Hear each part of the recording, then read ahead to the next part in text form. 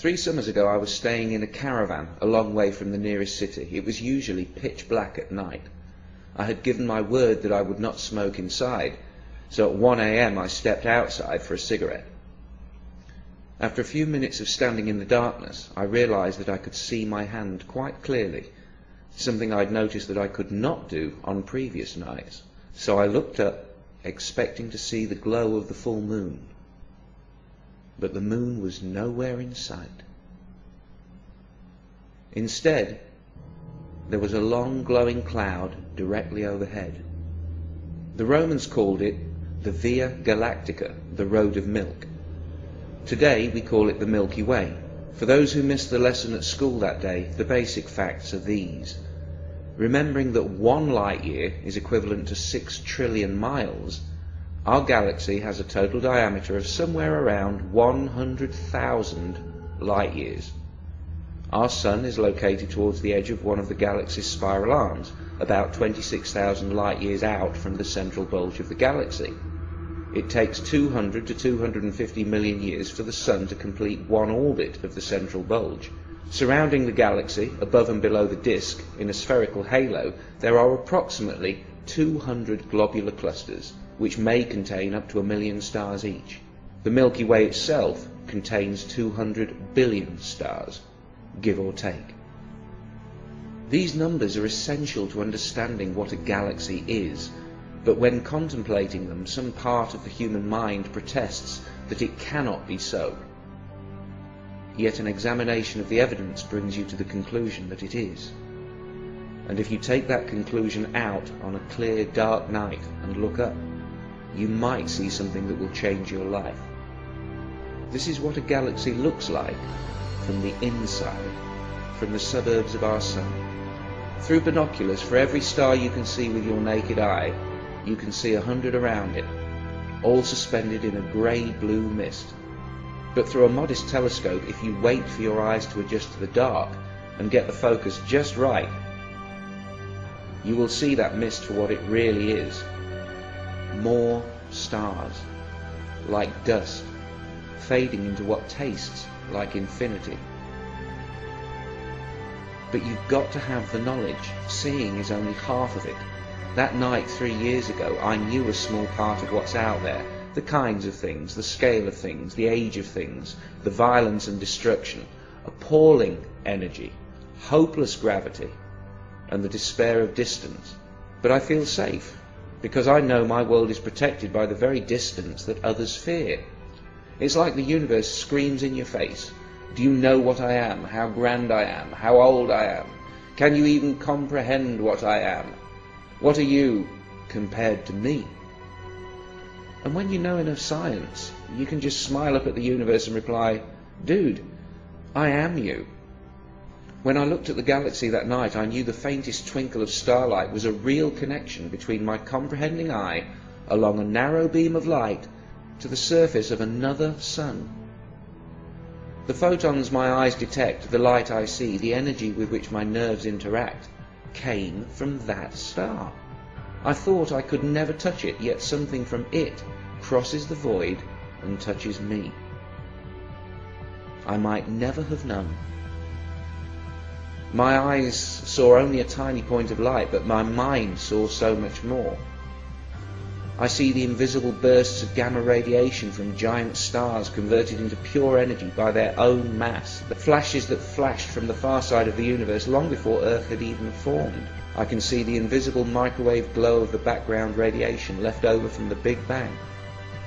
I see stars drifting aimlessly at hundreds of kilometers per second, and the space-time curving around them. I can even see millions of years into the future.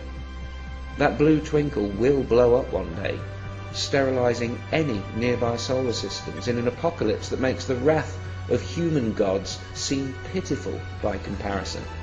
Yet it was from such destruction that I was formed. Stars must die so that I can live. I stepped out of a supernova. And so did you.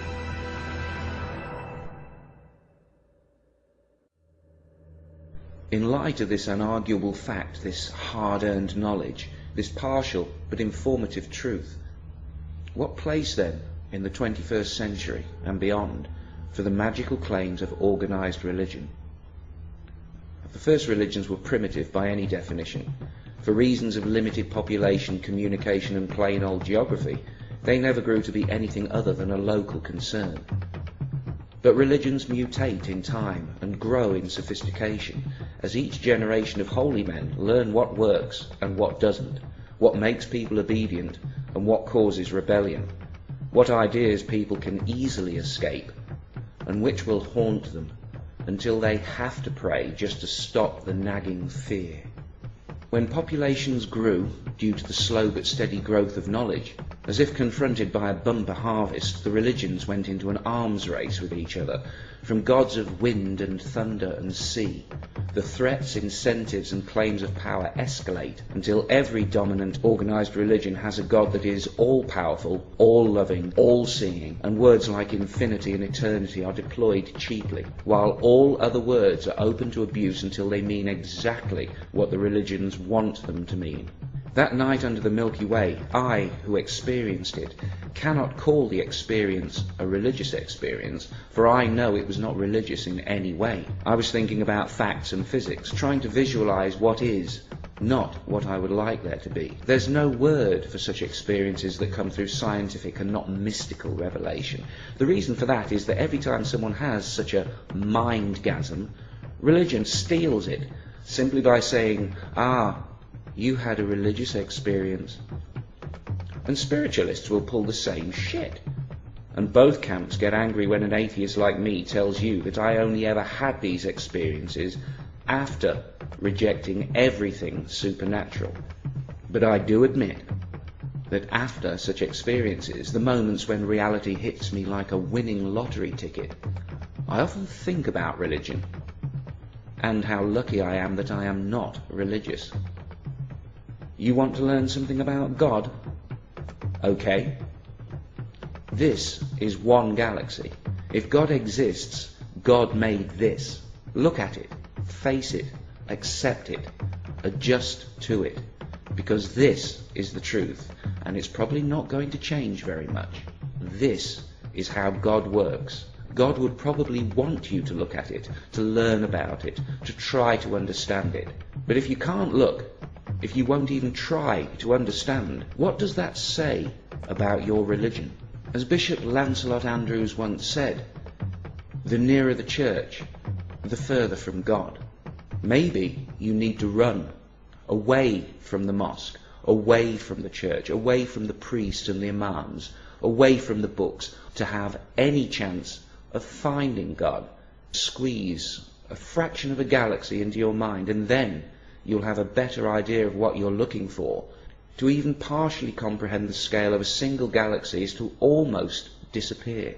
And when you remember all the other galaxies, you shrink 100 billion times smaller still. But then you remember what you are. The same facts that made you feel so insignificant also tell you how you got here. It's like you become more real.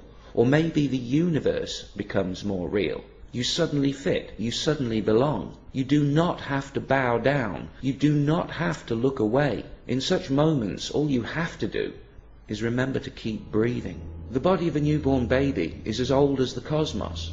The form is new and unique, but the materials are 13.7 billion years old, processed by nuclear fusion in stars, fashioned by electromagnetism. Cold words for amazing processes. And that baby was you, is you.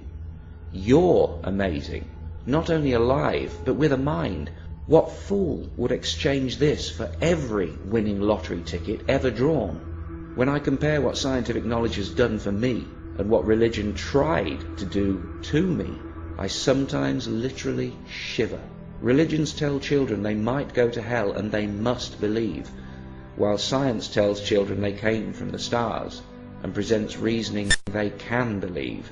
I've told plenty of young kids about stars and atoms and galaxies and the Big Bang, and I have never seen fear in their eyes, only amazement and curiosity. They want more.